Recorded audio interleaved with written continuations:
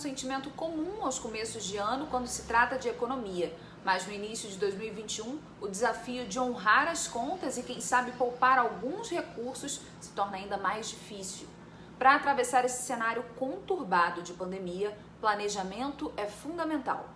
A Odineia Silva é educadora financeira e vai nos ajudar com aquelas questões que surgem todo começo de ano, mas que na virada de 2020 para 2021 se agravaram, porque muita gente passou esse ano novo desempregado, fazendo home office, ou seja, com novas despesas e muitas vezes sem receita. Como lidar com essa nova jornada que vem por aí? Bom, Mariana, o primeiro passo é entender a atual situação financeira. Tudo que entra, tudo que sai, fazer, se possível, também uma retrospectiva do ano de 2020, como você falou, que foi muito desafiador para todos nós.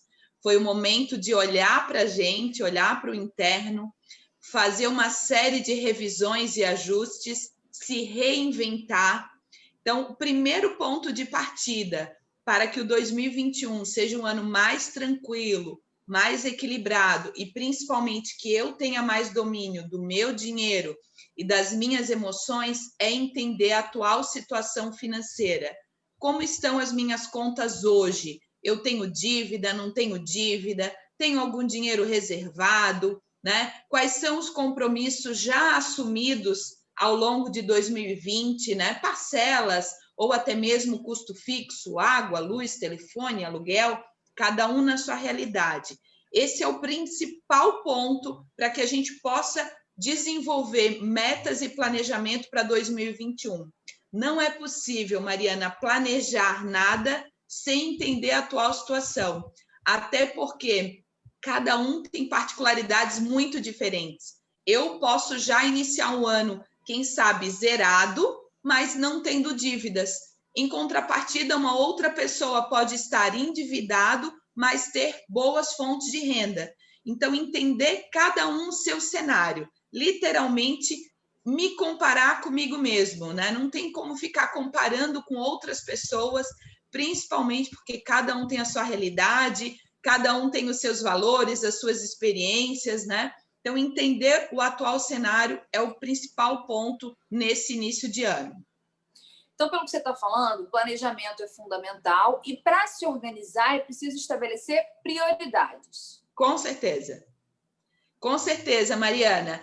Se eu não sei aonde eu quero chegar, aquela velha frase, qualquer caminho serve. Eu gosto sempre de usar o exemplo com os meus clientes no seguinte sentido. Se eu sento dentro de um carro, de um Uber, por exemplo, e o motorista me pergunta, Odineia, para onde vamos? Não sei. Odineia, vamos para a esquerda, para a direita? Ah, vai para a esquerda. Odineia, fim de rota. Ah, então vai para a direita. Volta no município anterior. Enfim, aqui uma analogia rápida para mostrar que se eu não tenho direção, eu perco o que eu tenho de mais precioso, que é o tempo. Precisamos zelar muito pelo nosso tempo. Quando a gente fala em planejamento, Mariana, é muito além de só planejamento financeiro. Todos nós temos as mesmas 24 horas e precisamos ter total controle do nosso tempo. A pandemia reforçou muito a evidência também das redes sociais, né, de uma série de meios aí de comunicação e, consequentemente, eu percebo que muita gente vem perdendo tempo nesse tipo de informação. Até que ponto isso me agrega? Até que ponto isso alinha, né, vem a agregar para que eu possa seguir e trilhar o meu caminho? Então, quais são as minhas metas? O que eu quero constituir ao longo de 2021?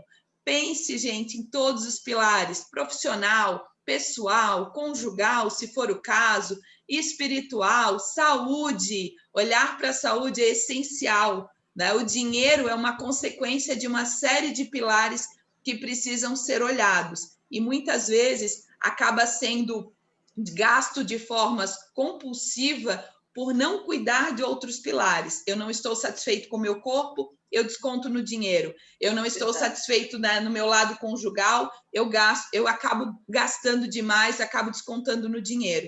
Então, esse olhar sistêmico é fundamental para que a gente possa ter um 2021 muito mais tranquilo e muito mais equilibrado. Estabelecer metas, saber o caminho que eu preciso direcionar, hábitos saudáveis, né? Hábitos realmente, rotina, programação, planejamento. Todo mundo consegue, né? Todo mundo consegue ter um ano diferente. Aquela velha máxima de sempre se ter uma reserva de emergência, ela se provou muito útil, né? Nesse contexto que a gente passou. Agora, muita gente precisou lançar mão dessa reserva. E qual é o momento de retomar esses planos, de poupar, de repente, mais para frente, investir, dar um passo além? Bom, Mariana, eu costumo comentar com os meus clientes que a gente precisa começar agora. Se a gente vai olhar aí para o ano de 2021, então vamos lá. Tudo que entra, quais são as minhas previsões de entrada? Se eu sou CLT, digamos que é o meu valor fixo. Então, temos aqui uma previsão de entrada. Quais são as minhas previsões de saída?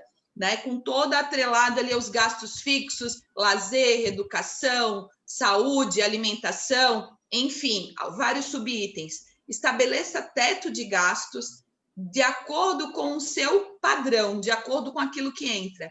E da mesma forma que você estabelece teto de gastos, estabeleça ali, por menor que seja, já um valor para reserva financeira. Então, não guarde se sobrar. Primeiro guarde, depois gaste o que sobra.